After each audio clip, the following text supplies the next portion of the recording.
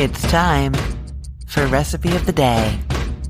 Happy Friday. We made it. Now, I don't know about you, but I quite often already know what I'm making to celebrate Friday, like a day or two in advance. So if you are listening to this on Friday, you probably already know what you're making tonight. And so I wanted to tell you about something that can just add a little bit of special something to whatever you are already cooking.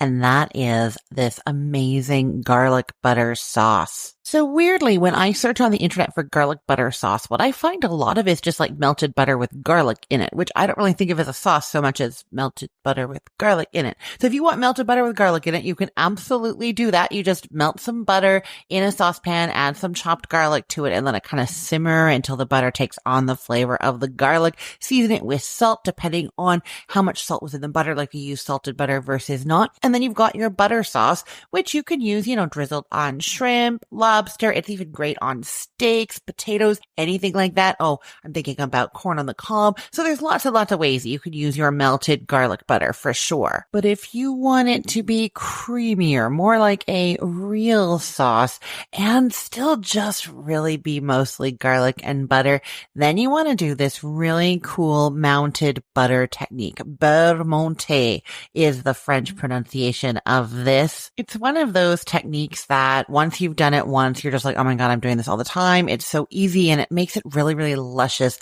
and wonderful. Basically, what we're going to be doing is emulsifying cold butter as it melts with liquid or more melted butter. And that makes it kind of creamy and turns it into a sauce without even having to add any cream or flour or thickeners to it. You're going to start by simmering together some dry white wine with some minced up garlic. So it's 3 tablespoons of dry white wine and 3 cloves of garlic minced up. You're bringing that to a simmer over high heat and then reducing it to low just to stop it from simmering. Now, if you don't want to use white wine here, you can use 2.5 tablespoons of water with half a tablespoon of lemon juice. You'll have that little lemon note, which is like the acidity from the wine, and otherwise it's going to be pretty much the same. Okay, once you've reduced that heat down to low, you're adding 1 tablespoon of cold butter to the mixture. Unsalted butter is key here, and you're going to whisk it, and you just keep whisking it until it's almost fully melted, and then you add in another tablespoon of butter, and you whisk and whisk and whisk until it's fully melted,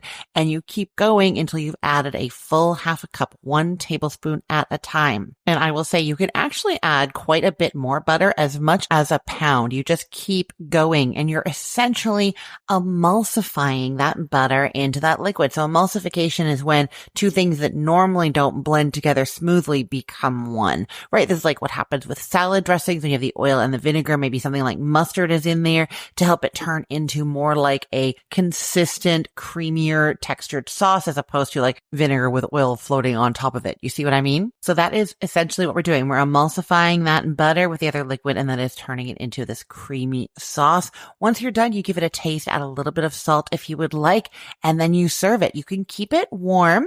Just keep it at a low simmer over on that stove there. But if it starts to break apart and separate, you're going to have to add a little bit more butter. Oh no.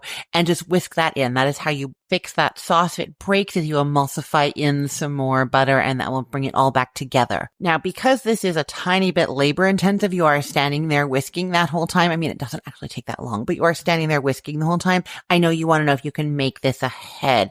And I kind of say yes and no. The reason I'm saying no is that once it cools down in the fridge, once it's no longer warm, it will separate. When you try to melt that, it's going to be separated, and you're going to have to re-emulsify it. Like I just said, you're going to have to heat it up and add a little bit of butter and whisk until it is emulsified again. So as long as you know that, then that is fine. This is not a case where you can make it ahead of time and then just warm it up and serve it. So that's why I say yes and no. You can do it. You just have to do this extra little step before serving it. Okay, I'm going to put the link to this recipe in the show notes for this podcast episode, or you could head to cookthestory.com/ROTD and get it there. Everything there is arranged by date, so it's helpful to know that today is April 11th of 2025.